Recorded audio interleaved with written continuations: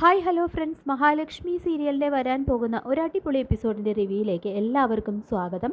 അങ്ങനെ മേഘനാഥൻ മാനസയെ പ്രേമിച്ചിട്ടുണ്ട് എന്നല്ലാതെ അതിനപ്പുറത്തേക്ക് ഒരടുപ്പവും ഉണ്ടായിട്ടില്ല എന്നും മാനസയുടെ കുട്ടി എൻ്റേതല്ല എന്നും കോടതിയിൽ പച്ചക്കള്ളം തട്ടിവിട്ടുകൊണ്ട് വാദിച്ചു നിൽക്കാൻ ശ്രമിക്കുന്നുണ്ട്. മാനസ ഇത് തകർന്ന് തരിപ്പണാവുകയാണ് ചെയ്യുന്നത്. തുടർന്ന് മാനസികാണെങ്കിലും മേഘനാണ് സ്വന്തം കുഞ്ഞിൻ്റെ അച്ഛൻ എന്ന് തെളിയിക്കാൻ കഴിയാതെ വരുമ്പോൾ ഇനി കേസ് മേഘന് അനുകൂലമായിട്ട് വിധിയുണ്ടാകുമോ, കേസ് തള്ളിപ്പോകുമോ എന്നെല്ലാമുള്ള ആശങ്കകൾ മാർക്കോയ്ക്കും മഞ്ജുവിനും സാഗറിനൊക്കെ ഉണ്ടാകുന്നുണ്ട്. ഇതേസമയം മാനസിക്ക് വേണ്ടി വാദിക്കാനായിട്ട് അനന്തു എത്തുകയാണ്. അപ്പോൾ മഞ്ജു ആണെങ്കിലും മേഘന് എതിരായിട്ട് കോടതിയിൽ മൊഴി നൽകുകയാണ്. അനന്തു മേഘനെ വിസ്തരിക്കുന്ന സമയത്തും മാനസയെ അറിയാം എന്നല്ലാതെ മറ്റൊരു തലത്തിലേക്ക് അത് വളർന്നിട്ടില്ല എന്നും ആ കുട്ടി എൻ്റേതല്ല എന്നും പറഞ്ഞുകൊണ്ട് വീണ്ടും പിടിച്ചു നിൽക്കാൻ ശ്രമിക്കുന്നുണ്ട്. അനന്തു മേഘനും മാനസയും ഒരുമിച്ച് പകർത്തിയ സെൽഫി ഫോട്ടോസ് എല്ലാം കോടതിക്ക് മുൻപേ സമർപ്പിക്കുന്നുണ്ടെങ്കിലും ഇതെല്ലാം കമ്പ്യൂട്ടറിൻ്റെ സഹായത്തോടെ ചെയ്തതാണ് എന്ന് മേഘൻ്റെ അഡ്വക്കേറ്റ് വാദിക്കുകയാണ്. ഇതേസമയം മേഘനും മാനസയും തമ്മിൽ അടുപ്പമുണ്ടെന്നും അതിൽ മേഘന് ജനിച്ചിരിക്കുന്ന കുട്ടി തന്നെയാണ് അപ്പു എന്ന് വിളിക്കുന്ന രോഹൻ എന്നും അതിൻ്റെ ഏറ്റവും വലിയ സ്ട്രോങ് എവിഡൻസ് ആയിട്ടുള്ള DNA ടെസ്റ്റിൻ്റെ റിസൾട്ട് അനന്തു കോടതി മുൻപാകെ സമർപ്പിക്കുന്നുണ്ട്.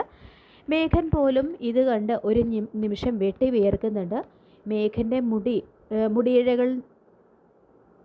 മുടിയിഴകളും അപ്പുവിൻ്റെ മുടിയിഴകളും അംഗീകൃത ലാബിൽ കൊടുത്ത് പരിശോധിച്ചതിൽ നിന്നും അപ്പു മേഘൻ്റെ മകനാണെന്ന് തെളിയിക്കുന്ന അതിൻ്റെ DNA ടെസ്റ്റ് റിസൾട്ടാണ് അനന്തു ഹാജരാക്കുന്നത്.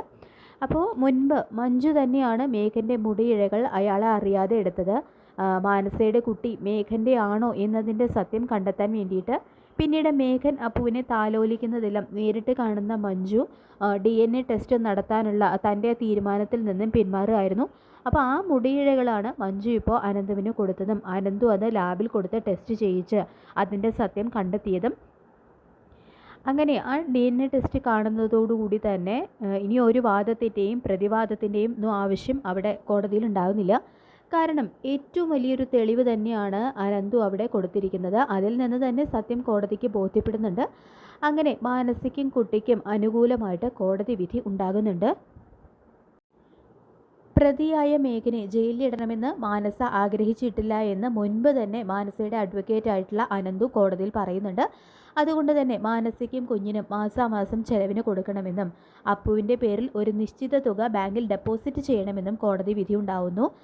അതുമാത്രമല്ല മേഘൻ്റെ ഈ ചതി എറിഞ്ഞ് സാഗറിനോടൊപ്പം പോയ മഞ്ജുവിൻ്റെ ഭാഗത്ത് ഒരു തെറ്റുമില്ല എന്നും കോടതി കണ്ടെത്തുന്നുണ്ട്.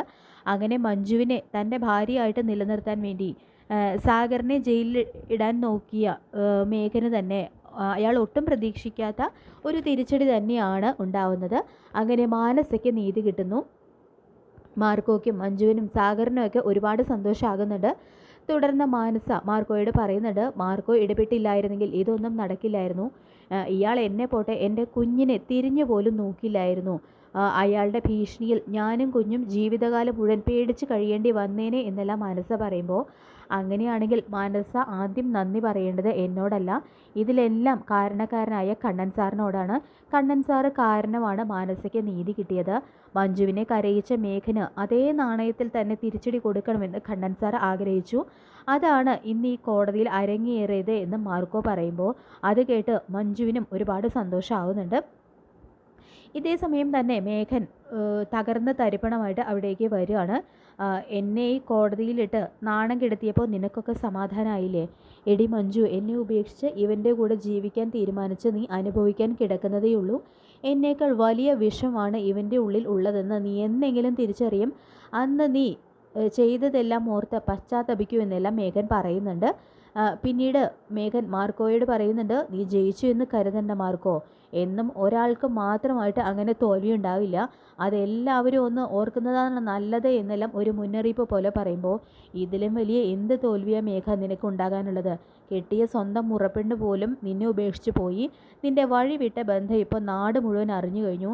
ഇനി ഞാൻ പറഞ്ഞില്ലേ മേഘ, ഞാൻ പറഞ്ഞതുപോലെ ആത്മഹത്യ ചെയ്യുക തന്നെയാണ് നിനക്ക് നല്ലത് എന്ന് മാർക്കോ പറയുമ്പോൾ, ആരാണ് ആത്മഹത്യ ചെയ്യാൻ പോകുന്നതെന്ന് ഞാൻ നിങ്ങൾക്കൊക്കെ അറിയിച്ചു തരാം എന്ന് പറഞ്ഞുകൊണ്ട് വീണ്ടും ഭീഷണി മുഴക്കി മേഘൻ അവിടെ നിന്നും പോകുന്നുണ്ട്.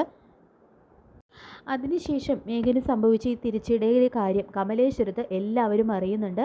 ആ അനന്തുവിനെ വെച്ച് കണ്ണൻ തന്നെയാണ് ഇതിനെല്ലാം ഒത്താശ ചെയ്തത്.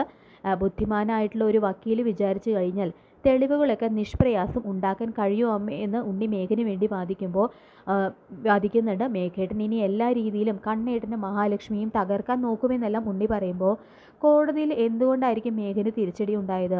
കുട്ടി അവൻ്റെ അല്ല എന്ന് അവന് തെളിയിക്കാമായിരുന്നില്ലേ എന്നെല്ലാം ദുർഗ സംശയം പറയുമ്പോൾ അതവന് തെളിയിക്കാൻ കഴിയില്ല. കാരണം ആ കുട്ടി മേഘന് വിവാഹത്തിന് മുൻപ് മാനസയിൽ ജനിച്ചതാണ്.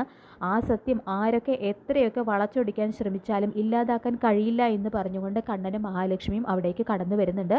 മേഘന് കോടതിയിൽ തിരിച്ചടി ഉണ്ടായിട്ടും നിങ്ങൾക്കൊന്നും അവനെ ഇതുവരെ തിരിച്ചറിയാൻ കഴിഞ്ഞിട്ടില്ലല്ലോ എന്ന് ഓർക്കുമ്പോൾ എനിക്ക് വിഷമം തോന്നുന്നുണ്ട്.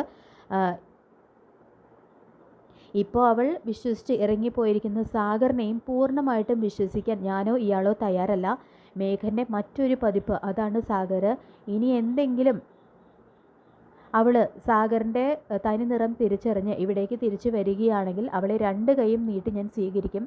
നിങ്ങളുടെ ഉള്ളിൽ ഉള്ളിടത്തോളം വിഷമൊന്നും മഞ്ജുവിൻ്റെ ഉള്ളിൽ ഇല്ല എന്ന് തന്നെയാണ് എൻ്റെ വിശ്വാസം എന്ന് കണ്ണൻ അവരുടെ വായടപ്പിച്ചുകൊണ്ട് നല്ല ചുട്ട മറുപടി തന്നെ കൊടുക്കുന്നുണ്ട്. തുടർന്ന് ഉണ്ണി നീ ഇപ്പോൾ പറഞ്ഞല്ലോ മേഘൻ ഇനി എന്നെയും ഇയാളെയും തകർക്കാൻ വേണ്ടി നോക്കുമെന്ന്. അങ്ങനെ എന്തെങ്കിലും അവൻ്റെ ഭാഗത്ത് നിന്ന് ഉണ്ടായിക്കഴിഞ്ഞാൽ പിന്നെ കോടതിയിൽ അവന് ഈ കിട്ടിയ ഒന്നുമല്ലാതാകും. ഞാൻ തന്നെ അവനുള്ള ശിക്ഷ വിധിക്കാനായിട്ട് നേരിട്ട് ഇറങ്ങിത്തിരിക്കും. പിന്നെ മഞ്ജുവിനെ അപായപ്പെടുത്താനും അവൻ്റെ ഭാഗത്ത് നിന്ന് എന്തെങ്കിലും ശ്രമം ഉണ്ടായതായിട്ട് ഞാൻ അറിഞ്ഞു കഴിഞ്ഞാൽ ഞാൻ ഈ പറഞ്ഞത് തന്നെയായിരിക്കും സംഭവിക്കാൻ പോകുന്നത്. അത് നിങ്ങൾ 3 പേരും അവനെ ഒന്ന് അറിയിച്ചു കൊടുത്തേക്ക് എന്ന് പറഞ്ഞുകൊണ്ട് ദുർഗയ്ക്കും കരുണയ്ക്കും ഉണ്ണിക്കും വയറ് നിറച്ചു കൊടുത്ത് കണ്ണൻ മഹാലക്ഷ്മിയും കൂട്ടി പോകുന്നുണ്ട്. അപ്പോൾ കണ്ണൻ്റെ ആ വാക്കുകൾ കേട്ട് അവർ 3 പേരും സ്തബ്ധരായിട്ട് നിൽക്കുകയാണ് കേട്ടോ. എന്തായാലും ഉടനെ തന്നെ ഇനി കണ്ണൻ മഞ്ജുവിനെയും സാഗറിനെയും കമലേശ്വരത്തേക്ക് കൊണ്ടുവരുമോ എന്നൊരു ഉൾഭയം അവരുടെ മനസ്സിലുണ്ടാകുന്നുണ്ട്. പിന്നീട് മഞ്ജുവിനാണെങ്കിലും അന്ന് കണ്ണേട്ടൻ്റെ അടുത്ത് ചെന്നിട്ട് സാഗറിനെ ജാമ്യത്തിൽ ഇറക്കണമെന്ന് പറഞ്ഞപ്പോൾ തൽക്കാലം ഒന്നിനും കഴിയില്ല എന്ന് പറഞ്ഞുകൊണ്ട് കണ്ണേട്ടൻ കൈയൊഴിഞ്ഞെങ്കിലും സാഗറിനെ ജാമ്യത്തിൽ ഇറക്കാനും ഇപ്പോൾ കോടതിയിൽ മേഘൻ്റെ ആ മുഖം മൂടി വലിച്ചു കീറാനും മാനസിക നീതി കിട്ടാനും ഒക്കെ കാരണക്കാരായത് എന്തായാലും കണ്ണേട്ടൻ തന്നെയാണ്. അപ്പോൾ അങ്ങനെയുള്ള തൻ്റെ ഏട്ടനെ ഓർത്ത് അഭിമാനവും ഒപ്പം ബഹുമാനവും ഒക്കെ സ്നേഹവും ഒക്കെ തോന്നിപ്പോകുന്നുണ്ട് കേട്ടോ മഞ്ജുവിന്. അമ്മയുടെയും സ്വന്തം ഉണ്ണിയേട്ടൻ്റെയും ഒക്കെ കൂടെ നിന്ന് കണ്ണേട്ടനെയും ഏട്ടത്തെയും തകർക്കാൻ നോക്കിയതിൽ വല്ലാത്തൊരു കുറ്റബോധവും മഞ്ജുവിന് തോന്നുന്നുണ്ട്. അങ്ങനെ മഹാലക്ഷ്മി സീരിയലിൻ്റെ വരാൻ പോകുന്ന എപ്പിസോഡുകൾക്കായിട്ട് നമുക്ക് കാത്തിരിക്കാം. ഈ റിവ്യൂ ഇഷ്ടപ്പെട്ടെങ്കിൽ ലൈക്ക് ചെയ്യുക, ചാനൽ കൂടി ഒന്ന് സബ്സ്ക്രൈബ് ചെയ്യുക. താങ്ക്